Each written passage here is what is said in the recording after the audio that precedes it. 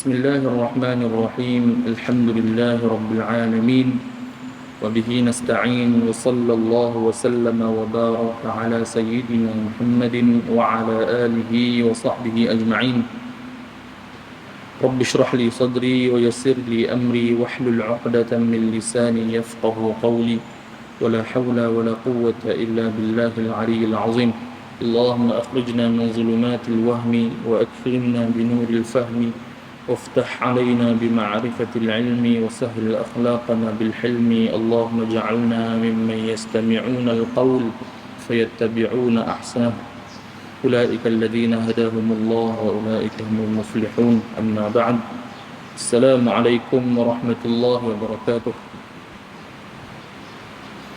Pertama sekali Alhamdulillah, syukur kita kepada Allah Subhanahu Wa Taala pada pagi yang mulia ni dapat sama-sama kita meneruskan aktiviti ibadah harian kita dengan kita sembahyang subuh berjamaah, dan ia adalah satu kurniaan dan nikmat Allah yang sangat besar Allah Ta'ala bagi kepada kita. Sebahagian orang tak dapat untuk sembahyang subuh berjamaah, kita dapat sembahyang subuh berjamaah, Alhamdulillah, syukur kepada Allah.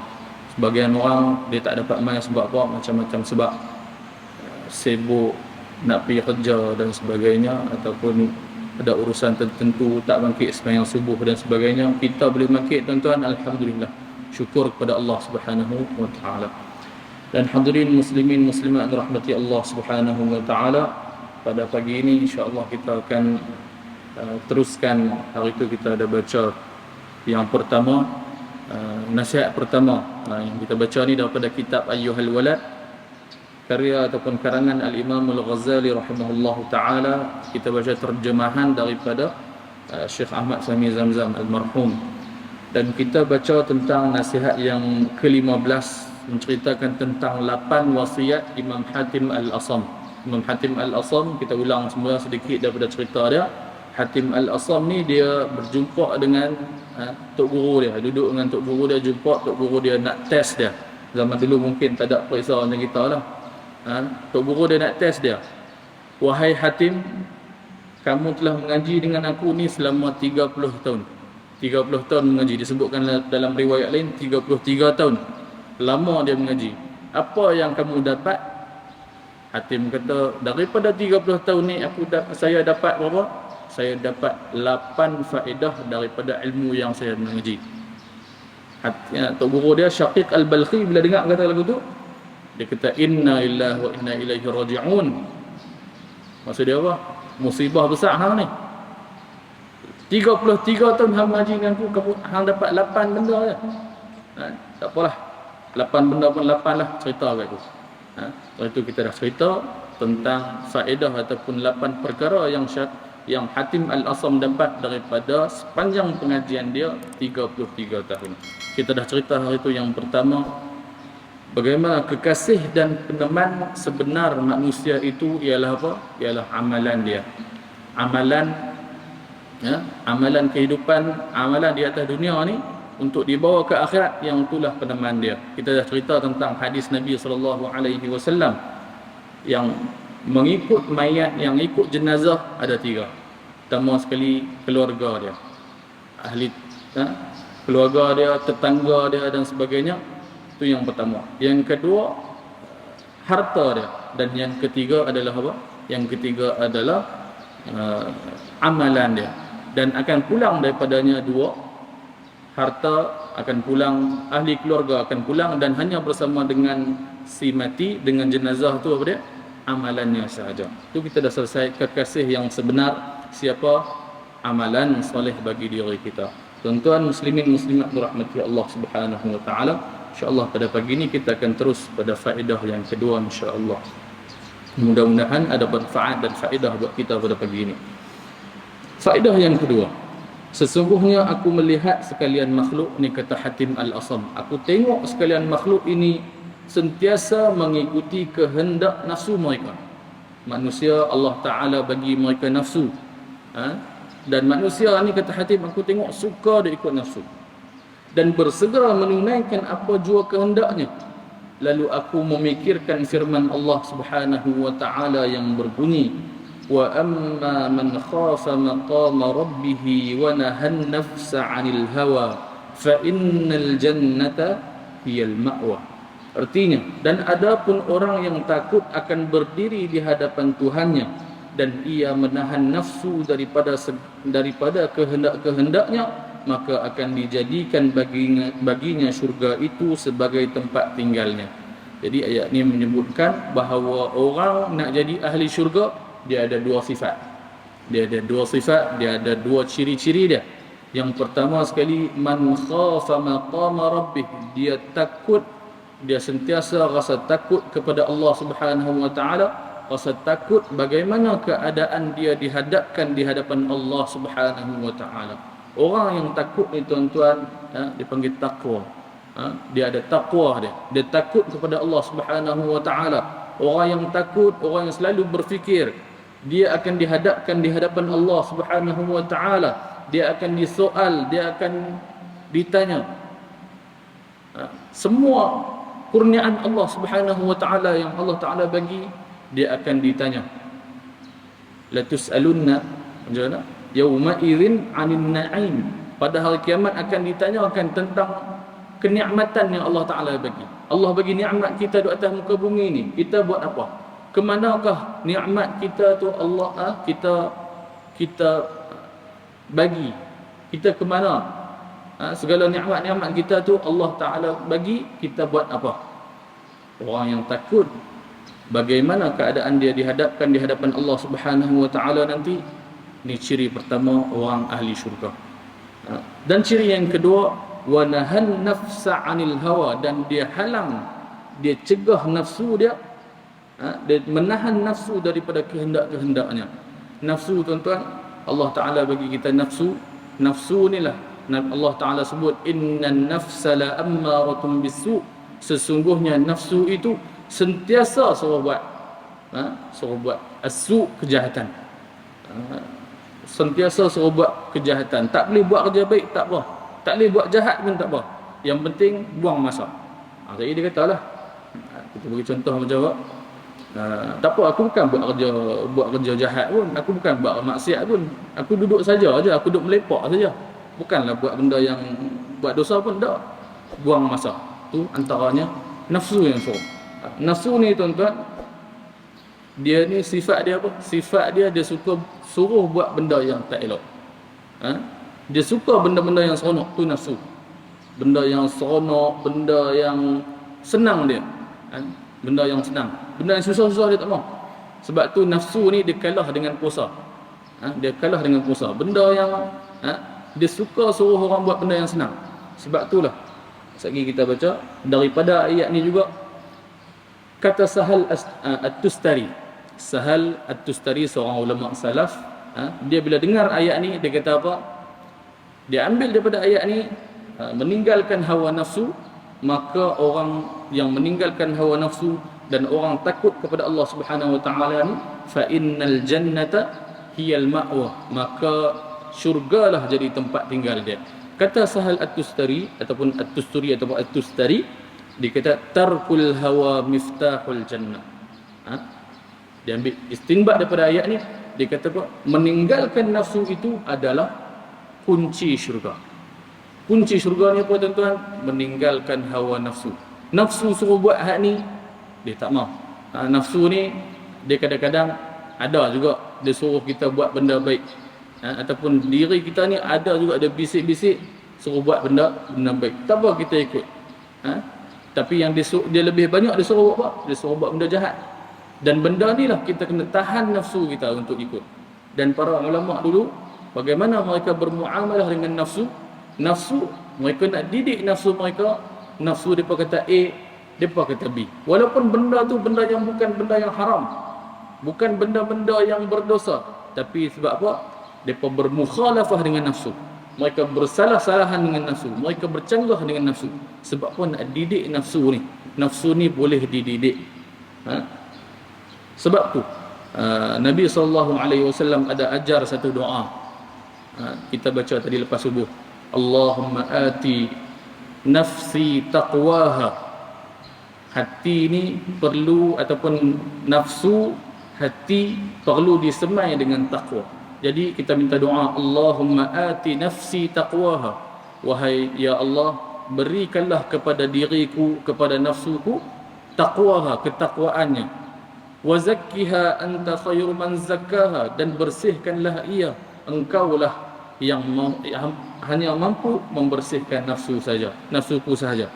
Tidak ada orang lain, tidak ada siapa-siapa yang mampu membersihkan nafsu kita. Anta zakkiha anta khairu man zakkaha anta waliyuha wa maulaha, engkaulah sebaik-baik penolong bagi kami ya Allah. Jadi tuan-tuan, kita nak lawan nafsu bukan senang. Jujur, memang nafsu kita bukan senang kita nak lawan. Bukan senang kita nak lawan, susah. Jadi siapa yang boleh bantu kita? Kita hanya boleh minta tolong kepada Allah Subhanahu wa taala. Minta tolong daripada nafsu kita yang sedang melonjak. Ada kadang-kadang kita iman kita tinggi tuan-tuan. Iman kita tinggi, kita main dengan kuliah, kita main dengan ceramah. Alhamdulillah iman kita tinggi, nafsu kita jadi menurun. Alhamdulillah. Tapi kadang-kadang bila jiwa kita tak diisi dengan benda-benda yang berfaedah, jadi nafsu tu demai. Jadi tuan-tuan, kita minta tolong dengan Allah Subhanahu wa taala. Ya Allah, tolong kami bagi nafsu kami, disemaikan nafsu kami dengan ketakwaan, dengan takut kepada-Mu ya Allah. Jadi daripada ayat ni, kata Hatim Al-Asam, daripada pemikiranku terhadap ayat ini, maka timbul satu keyakinan di dalam hatiku bahawa Al-Quran itu adalah benar dan nafsu itu mesti dimusuhi. Nafsu, jadi ni ringkasan daripada yang kedua. Yang pertama apa? Kekasih yang sebenar adalah amalan. Yang kedua, nafsu wajib dimusuhi. Nafsu perlu dimusuhi. Lalu aku pun menjadikannya sebagai musuh. Dijadikan nafsu itu sebagai musuh. Dan aku berjuang untuk menentangnya, dan aku tidak memanjakannya sehingga ia tunduk kepadaku, dan ia merasa puas hati dengan tugasnya untuk taat dan beribadah akan Allah Ta'ala. Nafsu ni tuan-tuan, nafsu boleh tunduk, tapi dengan syarat apa? Kita kena betul-betul mujahadah. Kita kena betul-betul berperang dengan nafsu. Kena menentang nafsu, kena bermukhalafah dengan nafsu. Kita kena didik nafsu dengan apa? Dengan takwa kepada Allah Subhanahu wa taala. Nafsu kata lagu ni, kita kata tak. Nafsu ni di jenis dia bukan suka macam dengar kuliah. Dengar kuliah, dengar ceramah, mai duduk, mai masjid. Nafsu tak suka, tapi kena lawan. Tuan-tuan ni hebat. Boleh mai masjid. Tu salah satu cara kita lawan nafsu. Nafsu lebih suka untuk kita tidur, lebih suka untuk kita buang masa, lebih suka untuk kita melepak. Tapi kita lawan nafsu, kita mai ke masjid, kita mai ke tempat-tempat yang seronok, tempat-tempat yang berfaedah. Jadi hadirin muslimin muslimat rahmati Allah Subhanahu wa taala. Dalam satu hadis Nabi sallallahu alaihi wasallam, Nabi sallallahu alaihi wasallam pernah sebut, al-kayyisu man dana nafsahu wa amila lima ba'dal maut. Nabi cerita, Nabi bagi satu kaedah, Nabi bagi satu garis panduan. Siapakah sebenarnya orang yang cerdik? Orang yang cerdik, orang yang pandai. Kalau ikut kita ni, kita kata periksa dapat A, straight A, kita periksa dapat nombor 1 selalu. Kita kata pandai dari sudut dunia. Tak, ni Nabi bagi satu garis panduan, apa itu cerdik, apa itu pandai dalam agama. Pandai dalam agama ni Nabi kata al-kayyisu man dana nafsahu. Itu satu. Orang yang cerdik adalah orang yang sentiasa bermuhasabah diri dia. Dana nafsahu. Dana nafsahu ni makna dia selalu bermuhasabah diri dia. Muhasabah nafsu dia. Paling kurang nafsu ni tuan-tuan, ataupun muhasabah ni, orang duk bayang muhasabah ni kena muhasabah tiap-tiap tahun ni, masuk tahun baru muhasabah. Tak. Muhasabah ni kena tiap-tiap hari. Paling kurang sebelum tidur. Sebelum tidur kita bermuhasabah diri kita. Kita bertanya pada diri kita, hari ni daripada awal maghrib subuh lagu mana? Apa yang aku buat? Hari ni aku ada tipu orang tak? Hari ni aku ada buat tak baik dengan orang tak? Orang yang cerdik dia akan dana nafsahu, dia akan bermuhasabah nafsu dia. Dan ada makna lain juga, orang yang cerdik ini adalah orang yang dia sentiasa menentang nafsu dia. Itu orang yang cerdik. Yang kedua, itu yang pertama, wa amila lima ba'dal maut. Dan orang yang cerdik juga yang kedua, dia adalah orang yang beramal untuk hari selepas kematian dia. Itu kita dah cerita hari itu tentang amalan. Sebaliknya, orang yang tak cerdik pula, wal ajizu, orang yang lemah akal fikiran dia. Bahasa kasarnya kita kata orang yang bodoh lah. Orang yang bodoh dalam agama ni, Nabi bagi garis panduan, walaupun dia ni cerdik mengaji cerdik, minta maaf kita sebut, ambil ijazah, ambil master sampai ke PhD, cerdik lah kita kata. Tapi kalau dia tak ada, dia ikut garis panduan ni, dia tetap orang yang tak cerdik. Wal ajizu, dan orang yang ajiz, yang lemah akal fikiran dia, lawan kepada orang cerdik tadi. Apa dia? Man atba'a nafsahu hawah, orang yang dia mengikuti hawa nafsunya. Nafsu kata apa? Dia ikut. Nafsu kata dia nak pergi makan tadi, dia pergi. Nafsu kata dia pergi konsert ni, dia pergi. Dia banyak mengikut nafsu dia. Nafsu kata lagu ni, dia ikut. Itu yang pertama. Dan yang kedua juga, dia watamanna 'ala Allah, dan dia banyak bercita-cita, banyak berangan-angan. Dia banyak, bila dia duduk seorang-seorang, dia banyak ikut nafsu, tiba-tiba tak apa kot, aku ni Allah Ta'ala ampun akulah, aku buat dosa banyak, tak apa, Allah Ta'ala itu Maha Pengampun. Ni jenis orang yang tak cerdik. Tak apa, aku nak buat dosa tak ke mana pun, aku ni Allah Ta'ala Maha Pengampun, Allah boleh ampunkan aku. Orang yang tak cerdik. Wa tamanna 'ala Allah, dia sentiasa dia berangan-angan nak dapat rahmat Allah Subhanahu wa taala. Dia tak beramai, dia tak buat apa yang Allah Subhanahu wa taala suruh, tiba-tiba dia nak berangan nak dapat rahmat Allah Subhanahu wa taala. Sentiasa berangan-angan, dia berbaik sangka dengan diri dia. Orang ni tuan-tuan, banyak kita berbaik sangka dengan diri tapi berburuk sangka dengan orang. Yang patutnya kita buruk sangka dengan diri dan berbaik sangka dengan orang. Duk rasa diri dia bagus tu, orang duk main nasihat, orang main nasihat dia kata, hang pergi cek diri hang dulu lah. Aku ni alhamdulillah lah, kira kata dia bagus lah. Hadirin muslimin muslimat rahmati Allah Subhanahu wa taala. Nabi bagi garis panduan kepada kita, orang yang cerdik, orang yang tak cerdik. Dan kuncinya apa? Kuncinya adalah nafsu. Kata Sayyidina Abdullah bin Mas'ud radhiyallahu taala anhu, dekat zaman dia, pada zaman dia kata dekat anak murid dia kata apa? Antum fi zamanin, kamu sekarang berada di satu zaman yang nafsu kena ikut kebenaran. Zaman sahabat, zaman tabi'in, zaman tabi'in dulu, kamu berada di satu zaman yang nafsu kena tunduk, kena ikut kebenaran. Macam mana kita tahulah dalam agama, para sahabat bila mereka dengar Nabi SAW kata hak ni, Allah Ta'ala turun ayat ni, hak ni kita kena ikut. Nafsu ke? Tak ada. Tolak nafsu. Hebat para sahabat. Tapi Abdullah bin Mas'ud kata, wa sayati zamanun, dan akan datang satu zaman yang mana kebenaran kena tunduk ikut hawa nafsu kita. Macam mana?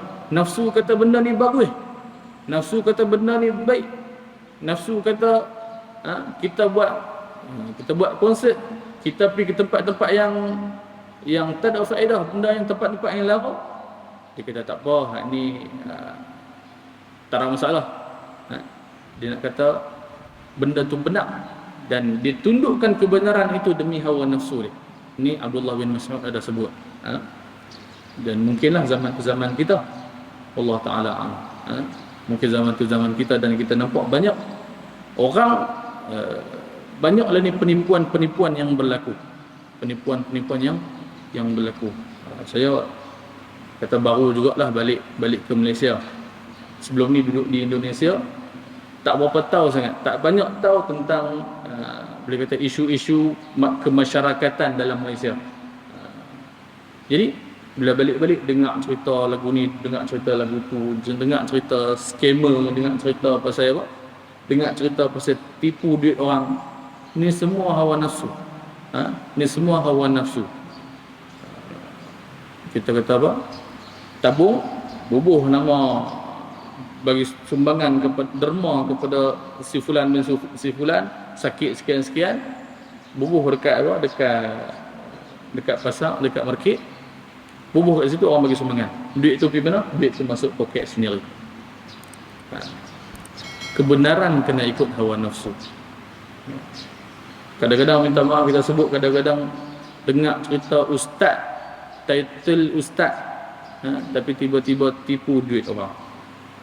Macam-macam gelaran ustaz dah, kita kata mudah, dan orang pun mudah tertipu dengan gelaran ustaz. Na'udzubillah min zalik. Nafsu, kebenaran kena ikut nafsu. Ni Sayyidina Abdullah bin Mas'ud kata.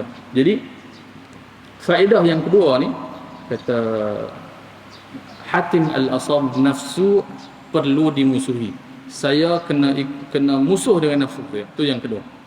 Dan sikit lagi yang ketiga, faedah yang ketiga, sesungguhnya aku melihat setiap orang berusaha untuk menghimpunkan mata benda dunia ini sebanyak-banyaknya.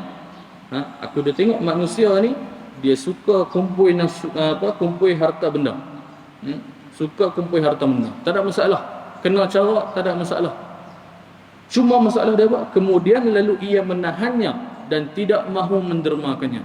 Kumpul harta banyak-banyak, derma tak mahu. Kumpul harta banyak-banyak, derma tak mahu. Lalu aku memikirkan akan firman Allah Subhanahu wa taala yang berbunyi, ma 'indakum yanfad wa ma 'indallahi baqi.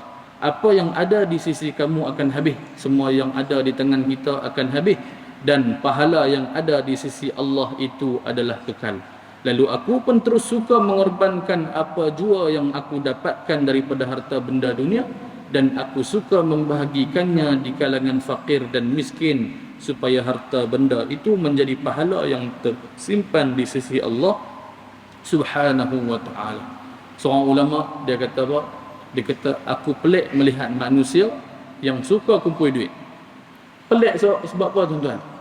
Pelik bila tengok orang ni duk kumpul duit pulun, kerja siang malam kumpul duit. Kumpul duit untuk apa? Untuk kesenangan dunia. Adalah kumpul duit, harta zakat tak bagi, sedekah tak mau, orang minta sumbangan, nak bagi kat sekolah, nak bagi kat orang miskin, anak yatim, tak mau keluar duit, tak mau keluar duit langsung. Kata ulama, pelik sebab apa?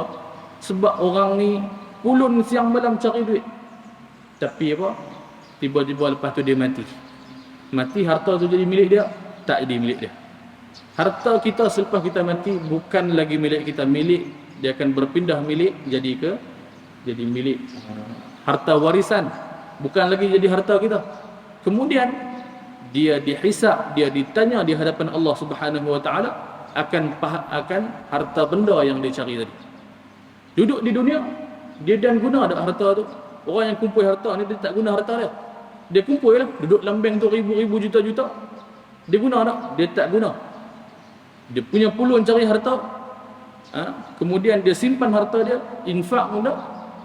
Tiba-tiba dia ditanya di hadapan Allah tentang harta-harta tu. Kita kata berbaloi ke tak? Tak berbaloi. Harta banyak, kumpul harta, kemudian ditanya pula, harta tu bukan dia guna pun. Ajaban. Ulama kata, pelik sungguh orang-orang yang macam ni. Jadi hadirin muslimin muslimat dirahmati Allah Subhanahu wa taala. Harta, kata ulama, harta yang sebenar ialah harta yang kita infakkan, bukan harta yang ada di tangan kita. Jadi tuan-tuan, ni faedah yang ketiga. Faedah yang ketiga ni nak cerita kata apa? Harta perlu dikorbankan, harta perlu dihabiskan, bukan habis tak. Maksud dia perlu diinfakkan fi sabilillah, untuk jadi bekalan buat kita. Jadi hadirin muslimin muslimat rahmati Allah Subhanahu wa taala. Langit pun dah cerah. Insya-Allah kita rasa cukup setakat ni. Saya akhiri dengan satu ayat Quran wa anfiqu mimma razaqnakum min qabli an ya'tiya ahadakumul maut. Allah Taala kata, infaklah, bagilah, dermakanlah harta yang Allah ataupun dan yang kami rezekikan kepada kamu sebelum datangnya kematian. Sebab bila datangnya kematian, harta semua dah tak guna dah. Harta semua tu dah jadi milik harta warisan. Fayaqul, maka orang yang dia ni duk simpan harta ni, fayaqula rabbi laula akhartani ila ajalin qarib. Orang yang lagu ni simpan harta tak mau bagi sedekah, dia kata apa? Lepas dia mati, ya Allah, kalau engkau bagilah aku sedikit masa, bagi panjang sikit, ataupun kembalikanlah aku hidup ke dunia. Untuk apa? Fa as-saddaqa, untuk aku bagi sedekah. Sebab dia nampak pahala sedekah itu sangat besar. Allah Ta'ala tak sebut benda-benda lain, tak kata pulangkan aku ke dunia untuk aku semayang, tak. Allah Ta'ala kata fa as-saddaqa, supaya aku boleh bagi sedekah, wa aku minas salihin, dan aku jadi orang-orang yang baik. Jadi sedekah ni pahala dia sangat besar.